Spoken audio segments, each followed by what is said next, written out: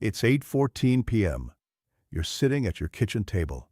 You're worried about your mortgage, your kids' grades, or what's for dinner. Then the world ends. A flash brighter than 1,000 suns tears through the horizon. You don't hear a sound, not yet, but in that silence, your life is already being measured in seconds. Most people will do exactly the wrong thing. They'll run to the window to see what happened. That's how they lose their sight. They'll stay standing, waiting for a siren that's already been vaporized. That's how the pressure wave crushes their lungs. They'll panic, grab their car keys, and drive straight into a gridlock death trap of radiation and fire. 90% of the people in your neighborhood will be dead by sunrise. Not because they were at ground zero, but because of normalcy bias.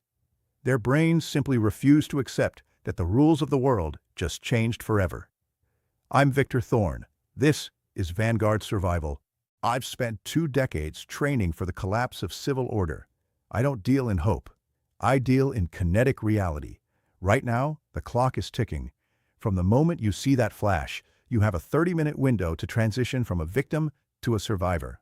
After 30 minutes, the fallout begins to drop. Once that dust touches your skin, the clock stops. In this video, I am breaking down the 9 vital, counterintuitive actions you must take in the first half hour of a nuclear event. We aren't talking about long-term bunkers or seeds yet. We are talking about the raw, immediate tactics required to keep your heart beating when the sky starts falling. If you think you can figure it out when it happens, you're already a ghost. Put down the phone. Pay attention. These steps are the difference between being a memory and being a survivor. The shockwave is moving at the speed of sound. You have seconds before the glass shatters. Step 1 starts now. The moment you see the flash, the clock hasn't just started. It's screaming.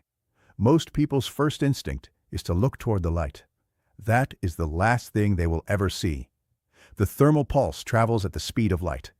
It will cook your retinas and ignite exposed skin before your brain even registers the event. Forget what you saw in the movies. You don't stand there in awe. You don't grab your camera for a TikTok. You drop. Physics doesn't care about your feelings, and it certainly doesn't care about your dignity. You have anywhere from 3 to 15 seconds before the overpressure wave arrives to finish what the heat started. The action: drop face down. Do not hide under a table that can be crushed. Lie flat against the floor next to a structural load-bearing wall. Cover your head with your hands, but here is the tactical detail 99% of preppers miss. Keep your mouth slightly open. If you grit your teeth or close your mouth, the sudden change in atmospheric pressure from the shockwave will blow your eardrums inward. By keeping your airway open, you equalize the pressure between your inner ear and the outside world. It's the difference between being able to hear your family's screams and being permanently deaf in a disaster zone. Stay down. The first wave is the positive phase. It pushes. The second is the negative phase. It sucks everything back toward the center. If you stand up after the first blast, the return wind will throw you through a window. Wait 2 full minutes. If the building is still standing, you've survived the kinetic phase. Now the invisible killer arrives. You survived the blast. Now you have a choice, and this is where most people get themselves killed. They think basement. They've been conditioned by Cold War films to run underground. This is a potential death trap. If you are in a modern urban environment, a basement in a collapsed or fire-weakened building becomes a tomb. You risk being buried alive under tons of concrete, or worse, carbon monoxide poisoning as the building above you burns. The tactic: you need to understand the geometry of shielding. Radiation is like invisible rain. It settles on flat surfaces, roofs, and the ground outside. If you're in a high-rise, move to the center of the building. The golden zone is usually the middle floors. Why? You are far enough from the roof and far enough from the street. The core method: put as many layers of mass between you and the outside air as possible. Every inch of concrete, brick, or even books reduces the gamma-ray penetration. The myth: I'll just hide in my car. Wrong. A car has the shielding factor of a soda can. It is a metal oven that will trap radiation and offer zero protection. If you are caught in a vehicle, abandon it. Find a building with heavy mass, concrete or brick. Your goal in these first 10 minutes is to find your micro-shelter. You aren't looking for comfort. You are looking for mass. If you are in a house, Move to the centermost room on the lowest floor, but stay away from the corners of the room where fallout dust tends to accumulate outside. You are creating a barrier between your DNA and ionized particles. If you fail this geometry test, you are dead. You just haven't stopped breathing yet.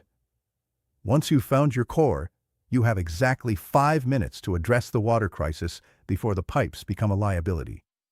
We're moving to Chapter 3. Keep your head down. Stay frosty. You have 10 minutes, maybe 15 if the wind is in your favor. This is the golden window before the sky begins to vomit pulverized city, now highly radioactive, back onto your head.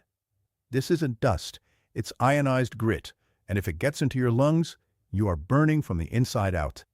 The action: you must seal your micro-shelter. Your HVAC system is now your greatest enemy. If it's running, it is literally sucking the death into your living room. Listen carefully. Shutting the windows isn't enough. Standard residential windows are sieves for microscopic particulates. You need a positive seal. Use 6mm polyethylene plastic sheeting and duct tape. Do not tent the whole house. You don't have time. Seal only the room you are in. Tape the vents. Tape the electrical outlets. Tape the gap under the door. The myth: forget the wet towel under the door trick you saw in fire safety videos. A wet towel will catch some dust, but it becomes a radioactive wick that stays damp and holds the isotopes right at your feet. You need plastic. You need an airtight barrier. If you don't have plastic, use heavy trash bags. If you don't have tape, use staples and mud. I don't care how you do it, but if you can feel a draft, you are inhaling your own execution. Physics doesn't care if you're claustrophobic. Seal it or breathe the ash. Let's say the flash caught you outside. Or maybe you were running from your car to your front door as the first black rain started to fall. You are now hot.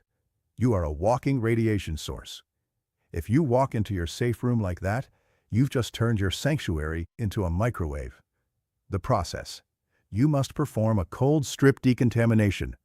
1. The strip. Remove your outer layers immediately. Do not pull a shirt over your head. You will wipe isotopes directly into your eyes, nose, and mouth. Cut the clothes off if you have to. 2. The containment. Put those clothes in a thick plastic bag and move that bag as far away from your living area as possible. Outside, in a distant closet, or a far corner of the garage. 3. The wash. You need to scrub, but you must be surgical. Listen carefully. Use lukewarm water and soap. Do not scrub hard enough to redden or break the skin. If you create a microcut, you've just given the radiation a VIP pass into your bloodstream. The kill shot error: this will get you killed. Do not use hair conditioner. In a normal shower, conditioner smooths the hair cuticle. In a nuclear event, the surfactants in conditioner act as a binder. They will literally glue radioactive dust to your hair fibers. You will be walking around with a halo of gamma emitters an inch from your brain. Use shampoo only, or dish soap, or nothing but water. But if you touch conditioner, you are signing your own death warrant. If you have a wound, cover it with waterproof bandages before you wash. Every second you spend hot is an incremental increase in your lifetime cancer risk or immediate radiation sickness. You've sealed the room, you've scrubbed the skin, you're clean, but you're thirsty, and if you turn on that faucet now, you might as well be drinking from the cooling pond of a reactor. Chapter 5 is about the water, and it's the most misunderstood part of survival. We're going to fix that now. Stay frosty. The first 30 minutes are over. If you followed these steps, you are in the 1%. You've survived the light. You've outrun the shockwave, and you've built a fortress against the fallout. But don't mistake a head start for a victory. Listen carefully. The most critical takeaway from tonight isn't the plastic on your windows or the water in your pipes. It is the death of your normalcy bias. The world you knew 30 minutes ago is gone. It is not coming back next week. It is not coming back next month. Your survival now depends entirely on your ability to accept the new reality and act without hesitation. Knowledge without action is just a sophisticated way to die. You can watch every video on this channel, but if you don't have the 6mm plastic in your closet, if you don't know where your water main shutoff is in the dark, and if you haven't memorized the geometry of your own home, you are still just a spectator. And in a nuclear event, spectators are the first to be buried. This is Vanguard Survival. We don't do what-ifs. We do what's next. If you want to be the one who leads your family through the ashes while everyone else is paralyzed by fear, you need to be here. Subscribe now. Hit the notification bell. In the coming days, the internet will be a memory. Make sure the information you have now is the information that keeps you breathing. You've survived the first 30 minutes. Now, you need to survive the next 3 days. If you want to know exactly how to build your 72-hour bag to sustain life when the grid is a charred skeleton, click the video on the screen right now. Preparation is the only thing that separates a survivor from a victim. Don't stop now. I'm Victor Thorne. Stay vigilant, stay alive.